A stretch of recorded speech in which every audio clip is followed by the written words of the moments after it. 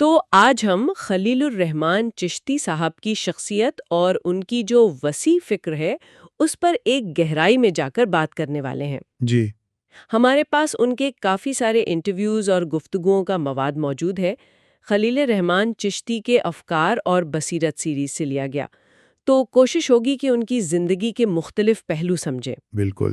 مقصد صرف یہ نہیں کہ ان کی زندگی کے واقعات دہرا دیں، بلکہ جو ان کا ادبی سفر ہے اس کی گہرائی، پھر زراعت میں ان کے تجربات جو کہ کافی منفرد ہیں، اور پھر معاشرہ، مذہب، قیادت، ان جیسے موضوعات پر ان کے خیالات سے کچھ اہم باتیں نکالیں۔ جی ہاں، یہ بہت اہم ہے۔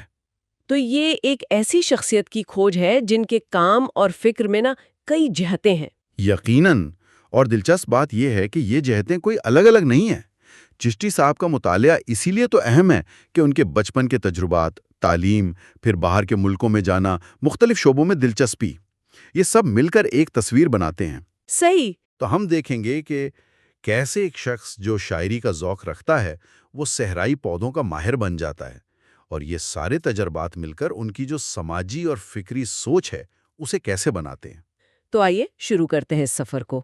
چشتی صاحب کی جو ابتدائی زندگی تھی وہ بھی کچھ کم غیر معمولی نہیں تھی۔ حیدرآباد دکن میں گھر پر تعلیم ہوئی۔ جی، جو اس زمانے میں عام نہیں تھا۔ بالکل۔ کم عمری میں ہی شاعری سے لگاؤ ہو گیا۔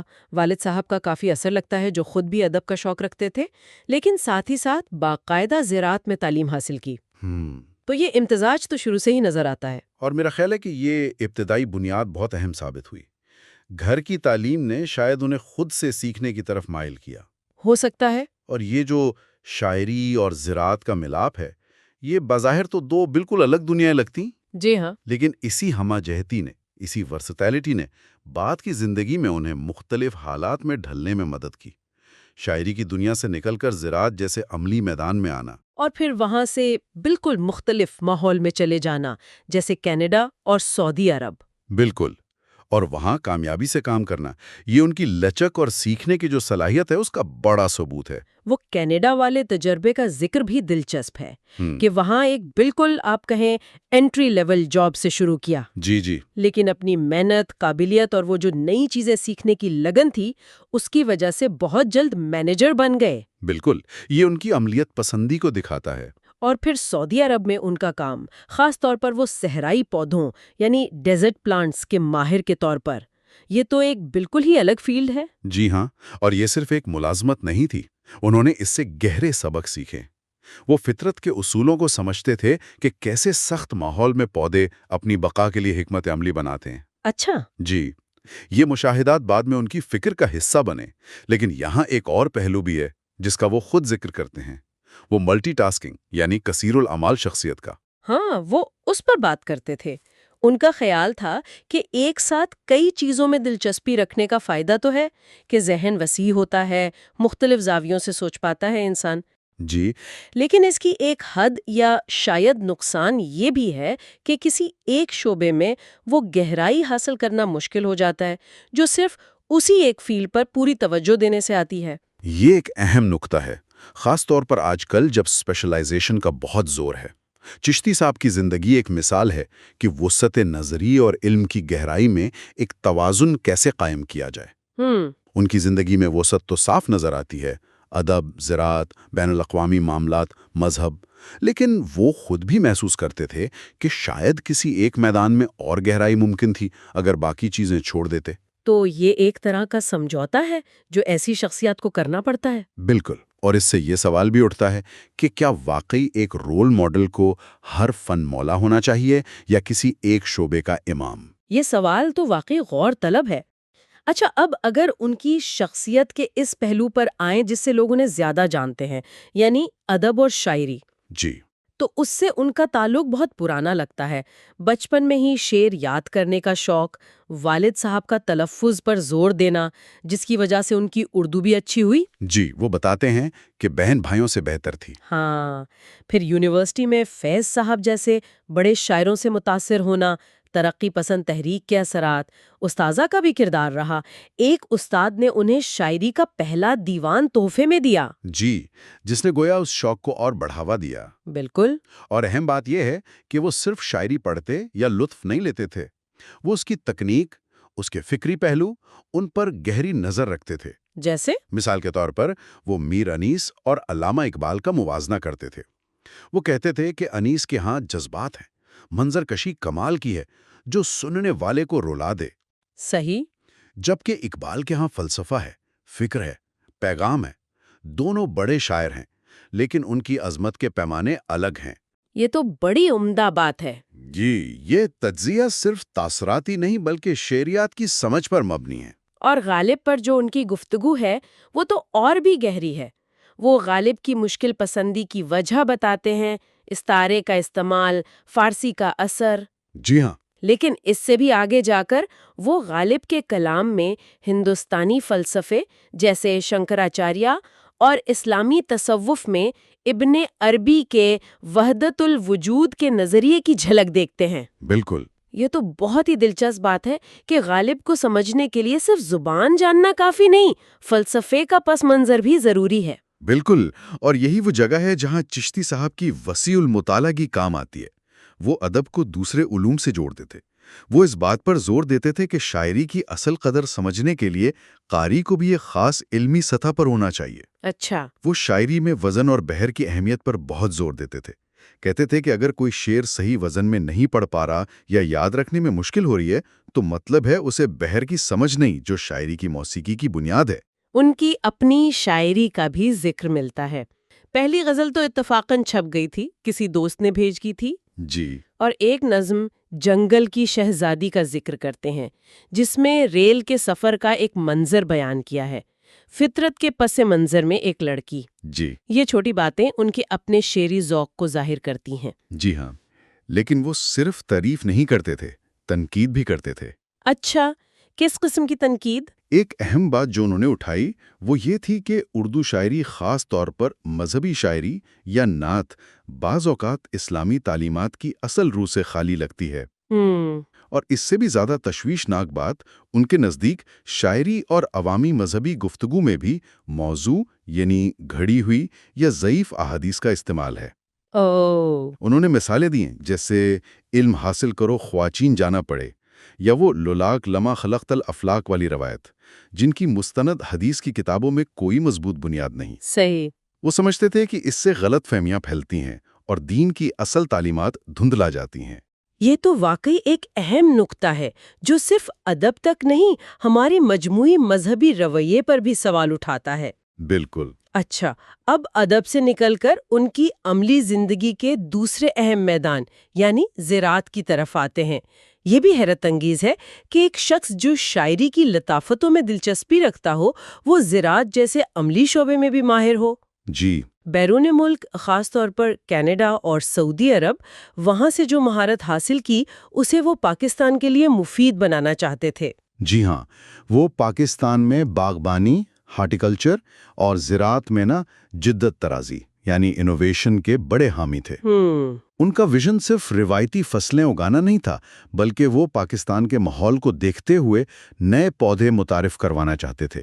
مقامی پودوں کی اہمیت پر بھی زور دیتے تھے کہ جو ہمارے ماحول کے عادی ہیں انہیں بڑھائیں۔ جی۔ لیکن ساتھ ہی باہر سے ایسے پودے لانے کے حق میں بھی تھے جو یہاں کی مشکلات کا حل دے سکیں، جیسے آسٹریلیا کے یوکلپٹس کے کچھ قسمیں جو سخت نمکین زمینوں میں بھی اگ سکتی ہیں۔ اچھا، یہ کہاں کے لیے سوچ رہے تھے وہ؟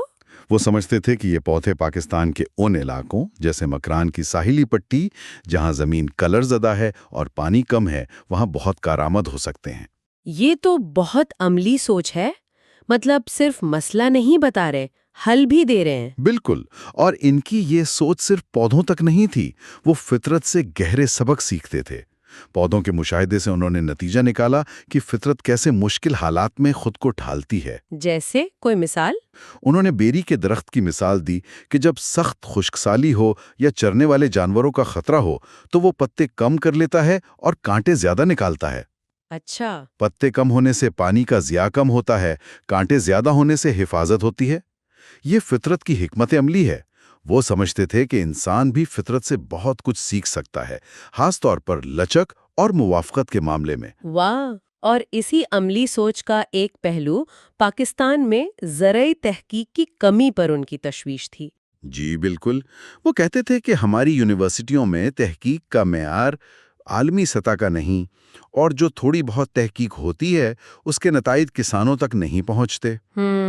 وہ یونیورسٹیوں اور نجی شعبے یعنی پرائیویٹ سیکٹر کے درمیان تعاون کی ضرورت پر زور دیتے تھے تاکہ جدید تحقیق ہو اور اس کا عملی فائدہ ہو۔ صحیح۔ اور تحقیق کے حوالے سے ان کی ایک اور بات بہت اہم ہے جو صرف زراعت نہیں، زندگی کے ہر شعبے پر لاگو ہوتی ہے۔ وہ کیا؟ وہ کہتے تھے کہ ناکامی تحقیق کا لازمی حصہ ہے۔ سائنس میں کوئی بڑی دریافت فوراً نہیں ہوتی، کئی مفروضے بنتے ہیں، تجربات ہوتے ہیں، اکثر ناکام ہوتے ہیں، تب جا کر کوئی صحیح نتیجہ نکلتا ہے۔ جی ہاں۔ وہ سمجھتے تھے کہ زندگی میں بھی ایسا ہی ہے، اگر آپ ہمیشہ محفوظ راستوں پر چلیں گے تو کچھ نیا نہیں کر پائیں گے۔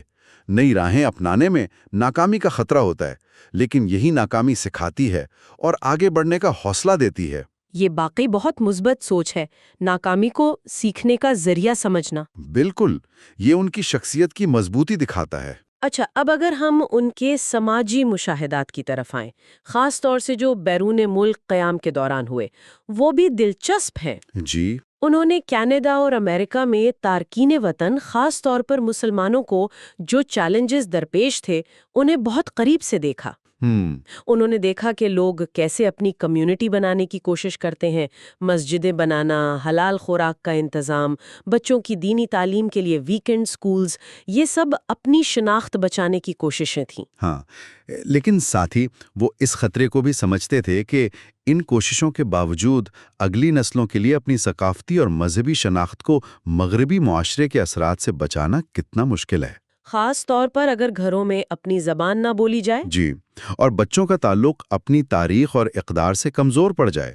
یہ صرف مسلمانوں کا نہیں، تمام تارکین وطن کمیونٹیز کا چیلنج ہے۔ ان مشاہدات نے یقیناً انہیں مسلم دنیا کے جو بڑے مسائل ہیں ان پر غور کرنے پر بھی اکسایا ہوگا۔ بلا شبہ، وہ اکثر مسلم ممالک کے درمیان اتحاد کی کمی پر افسوس کرتے تھے۔ یورپی یونین کی مثال دیتے تھے کہ کیسے وہ ممالک جو آپس میں لڑتے رہے، مشترکہ مفادات کے لیے اکٹھے ہو گئے۔ صحیح۔ اس کے برعکس، مسلم دنیا جس کے پاس مشترکہ مذہب، تاریخ، وسائل سب کچھ ہے، وہ اندرونی اختلافات کا شکار ہے۔ وہ ایک ایسی اجتماعی مسلم شناخت کی ضرورت پر زور دیتے تھے جو قومی ریاستوں سے بالاتر ہو، جہاں مسلمانوں کو ایک دوسرے کے ملک آنے جانے کے لیے ویزے کی ضرورت نہ ہو۔ اور وہ اس صورتحال کی وجہ کیا سمجھتے تھے؟ بنیادی طور پر دو چیزیں، ایک تو علمی اور فکری کمزوری، اور دوسرا وسائل کا غلط استعمال۔ اچھا۔ ان کا ماننا تھا کہ مسلم دنیا اپنی حقیقی انٹلیکچول پاور سے فائدہ نہیں اٹھا رہی۔ ہمارے پاس بہترین دماغ ہیں، لیکن انہیں تحقیق اور مسائل کے حل کے لیے استعمال نہیں کیا جا رہا۔ اور وسائل ہیں، لیکن ان کا استعمال دانشمندی سے نہیں ہو رہا۔ وہ علم اور طاقت کے تعلق کے قائل تھے۔ ان کے نزدیک حقیقی طاقت علم سے آتی ہے۔ علم کے بغیر صرف فوجی یا معاشی طاقت پائیدار نہیں۔ یہ فکر انہیں لازمان طرز حکمرانی کے سوال تک لے گئے ہوگی۔ اسلامی نظام اور مغربی جمہوریت پر ان کے کیا خیالات تھے؟ وہ اسلامی طرز حکمرانی کے اصولوں جیسے اللہ کی حاکمیت، مشاورت کی اہمیت اور ارباب حل و عقد یعنی اہل علم و دانش کا کردار، ان پر زور دیتے تھے۔ جی۔ اس کا موازنہ وہ مغربی جمہوریت سے کرتے تھے، جہاں عوامی رائے کو حتمی حیثیت حاصل ہے، چاہے وہ اخلاقی اصولوں سے ٹکرائے بھی۔ وہ مغربی جمہوریت کے ہر پہلو کے مخالف نہیں تھے، لیکن ان پہلوؤں پر تنقید کرتے تھے جو اسلامی اقدار سے متصادم ہوں۔ اور پاکستان کے حوالے سے؟ پاکستان کے حوالے سے وہ سمجھتے تھے کہ ہمیں مغرب کی نقالی کے بجائے اپنے حالات اور اقدار کی روشنی میں ایک نیا بیانیہ، ایک نیا نیریٹو بنانے کی ضرورت ہے، جو ماضی کی بحثوں میں الجھے رہنے کے بجائے مستقبل کے چیلنجز کا عملی حل پیش کرے۔ یا مقبولیت کافی نہیں، بلکہ ایک مضبوط بنیاد چاہیے۔ وہ بنیاد کیا ہے؟ اس کے کئی حصے ہیں۔ پہلا، قربانی کا جذبہ اور صبر۔ دوسرا، رہنما کی اطاعت لیکن مشروط اطاعت، صرف نیکی کے کاموں میں۔ تیسرا، نوجوانوں کی شمولیت اور ان کی تربیت۔ چوتھا، اپنی تاریخ اور علمی ورثے کا شعور۔ وہ خاص طور پر امام شافعی اور امام غزالی جیسی شخصیات کا ذکر کرتے تھے کہ ہمیں سمجھنا چاہیے کہ انہوں نے اپنے دور کے چیلنجز کا مقابلہ کیسے کیا، ان کی کامیابیوں اور ناکامیوں سے سیکھنا چاہیے۔ صرف ماضی پر فخر کرنا کافی نہیں؟ جی نہیں، بلکہ اس سے حال اور مستقبل کے لیے رہنمائی حاصل کرنی چاہیے۔ اور یہ جو آج کل سوشل میڈیا ایکٹیویزم ہے، اس کے بارے میں وہ کیا سوچتے ہوں گے؟ ان کی گفتگو سے اندازہ ہوتا ہے کہ وہ شاید اسے ایک ذریعہ تو مانتے، لیکن زمینی حقائق اور عملی جدوجہد کا متبادل ہرگز نہیں سمجھتے۔ اچھا۔ ان کے نزدیک حقیقی تبدیلی کے لیے ٹھوس کام، تنظیم سازی اور لمبی منصوبہ بندی ضروری ہے، جو صرف آن لائن سرگرمی سے نہیں ہو سکتی۔ تو ان تمام باتوں کا، ان تمام گفتگوؤں کا نچوڑ کیا نکلتا ہے؟ خلیل الرحمن چشتی کی شخصیت اور فکر کا دائرہ واقعی بہت وسیع ہے، شاعری کی باریکیوں سے لے کر صحرا کے پودوں تک، جی ہاں، کینیڈا کی ملازمت سے لے کر سعودی عرب کی مہارت تک، تارکین وطن کے مسائل سے لے کر پوری امت کی فکر تک، یہ سب ان کی سوچ کے دھارے ہیں۔ بالکل۔ اور سب سے اہم بات یہ ہے کہ یہ مختلف دھارے کہیں نہ کہیں مل جاتے ہیں۔ زراعت سے سیکھے گئے سبق ان کی سماجی فکر میں نظر آتے ہیں، ادبی حساسیت انہیں انسانی نفسیات سمجھنے میں مدد دیتی ہے، اور بین الاقوامی تجربات ان کے تجزیے کو ایک عالمی تناظر دیتے ہیں۔ آپ نے بالکل صحیح کہا، یہ سب چیزیں ان کے ہاں ایک نامیاتی وحدت، ایک آرگینک ہول کی طرح جڑی ہوئی ہیں، اور آخر میں سننے والوں کے لیے ایک نقطہ چھوڑ جاتے ہیں جس پر وہ خود غور کر سکتے ہیں۔ جی ضرور۔ چشتی صاحب کی زندگی اور فکر میں گہرے علم، شاعری، مذہب، زراعت اور عملی اقدام، جدت طرازی، کمیونٹی کی خدمت، تنقیدی تجزیہ، ان کا ایک امتزاج نظر آتا ہے۔ جی۔ آج کے دور میں جہاں معلومات تو بہت ہیں، لیکن شاید گہرائی اور عملیت پسندی کم ہو رہی ہے، تو وہ کون سی سب سے بڑی رکاوٹ یا چیلنج ہے جو افراد کو اپنی حاصل کردہ گہری سمجھ اور علم کو اپنی کمیونٹیز، اپنے شعبوں یا معاشرے میں مؤثر عملی اقدامات میں تبدیل کرنے سے روکتا ہے؟ یہ بہت اہم سوال ہے۔ جی، یہ سوال براہ راست چشتی صاحب کی شخصیت، علم و طاقت پر ان کے خیالات اور تبدیلی کے لیے درکار بنیادوں کے مباحث سے جڑتا ہے، اور ہمیں اپنی کوششوں کا جائزہ لینے پر مجبور کرتا ہے۔